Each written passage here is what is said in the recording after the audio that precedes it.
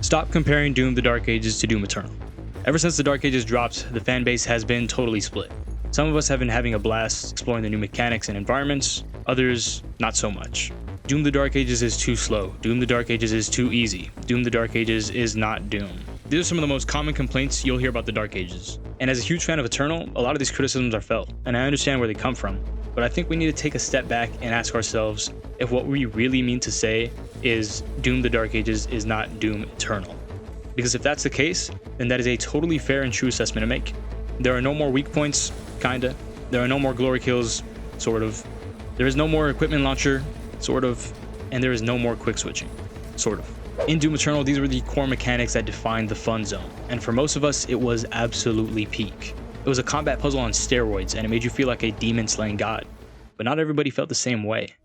I'm sure you remember that crowd of diehard 2016 fans. I'm talking about the ones who endlessly cried about Eternal for being too different from the Doom experience that they had become so familiar with. They'd say things like, Doom Eternal is too chaotic, Doom Eternal is too hard, Doom Eternal is not Doom. Sound familiar? Now, to us, it was obvious that they refused to give Eternal a chance solely because it wasn't 2016. The gameplay was so wildly different that instead of taking it as an opportunity to experience Doom through a new lens, they compared and complained. Fast forward to today, and now we have a lot of Eternal fans acting the exact same way about the Dark Ages. You don't have to like the changes. I'm personally not a fan of all of them, but at the end of the day, the Dark Ages is a Doom game, and a damn good one at that. The fun zone just doesn't look the way it did in 2020. In Eternal, the combat was centered around high-flying mobility and lightning-quick weapon swapping. Doom the Dark Ages reimagines that core combat loop into something slower, heavier, and more deliberate. Hugo Martin said it best way before the Dark Ages even released. Yeah, Doom Eternal went up in the air. You were like an F-22 fighter jet. In Doom the Dark Ages, you're going to feel like an Abrams tank. You know? And the original Doom was like that. Yeah. The Dark Ages shifts the focus from flight to footwork, evading projectiles and meeting melee attacks head-on with well-timed parries. Try and play the game as if it were still 2020, and you'll find yourself getting punished for it. Forcing engagements without thoughtfully considering your positioning will cause demons to enter invulnerability phases, launch deadly projectiles, lay down impressive machine gun fire, or throw quick, sometimes unparable melee attacks. And I think this is where many Doom Eternal players begin to develop issues with the game. In Eternal, you could be anywhere, anytime with no consequences. In fact, the game required you to be everywhere all the time, or there would be consequences. And that was great. But now, in the Dark Ages, you are being asked to evaluate where you should be and at what time to pull off awesome sequences of parries and melee strikes. Both gameplay loops are just wildly different. And all of these interactions that force the player to find that situational sweet spot will eventually lead them to engage with the elements of the Dark Ages' new fun zone.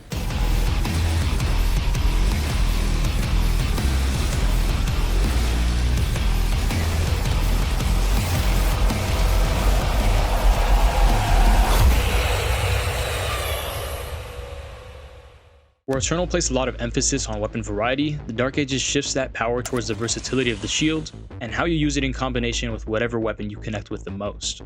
And you heard that correctly, whatever weapon, singular. Fundamentally, this is not a quick swapping game.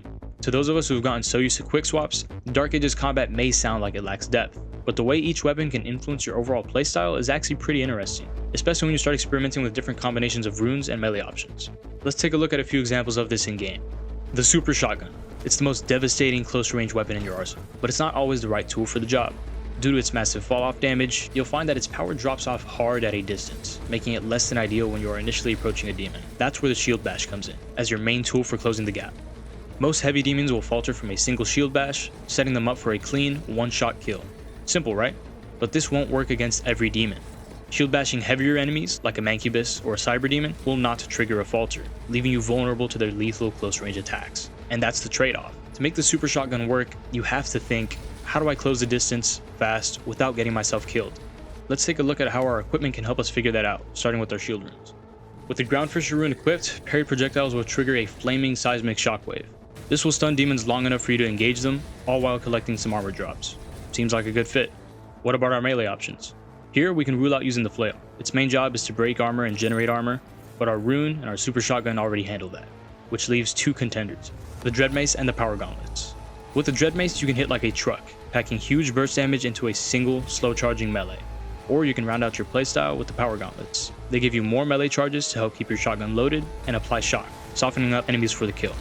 Just like that, you've built an entire playstyle, all centered around the Super Shotgun.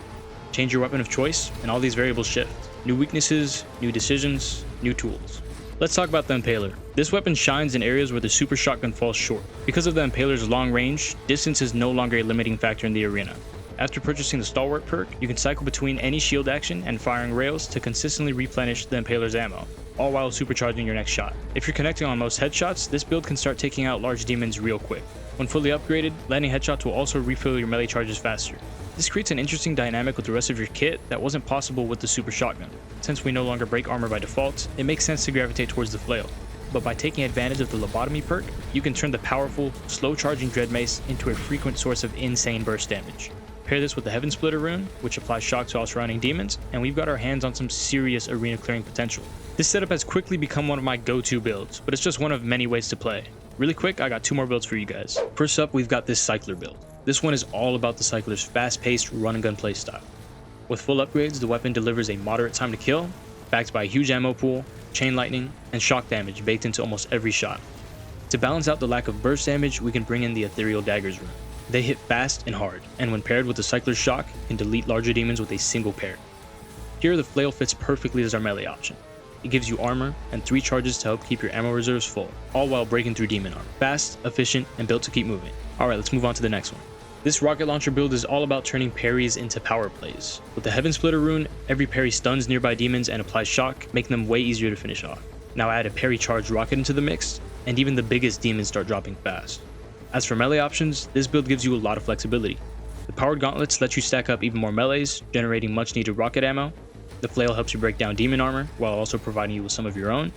And the Dread Mace can allow you to really lean into this build's splash damage. With each build, you can choose to cover your favorite weapon's weaknesses or double down on its strengths, developing unique playstyles for every weapon in the game. All of this, and I've only covered 4 of 11 weapons in your arsenal, excluding the BFC. As you can see, this game's combat system can be incredibly deep, with a ton of room for player choice and expression. You just have to take the time to find the weapons and equipment that click with your playstyle. Because here's the thing, almost anything in this game can work, if you're willing to figure it out. Except for this thing. This thing sucks. So here's my advice. Don't compare Doom: The Dark Ages to Doom Eternal. Experience it on its own terms, judge it for what it is, not for what you expected it to be. If you let go of the comparison game, you might just find a brutally beautiful combat system underneath. If your main complaints are that the pacing is too slow, or that there isn't enough of a challenge, then I highly encourage you to tune the difficulty sliders. Mess with them until you get something that you're happy with. Since I've turned up some of mine, I've been having an absolute blast practically rediscovering the game. Now, should that have been up to the player in the first place? That's a discussion for a different video. Let me know in the comments. Are you ready to embrace the Dark Ages, or do you think it's just not the game for you? I hope I've at least been able to convince you guys to give it another shot. Either way, rip and tear. I'll catch you guys in the next one.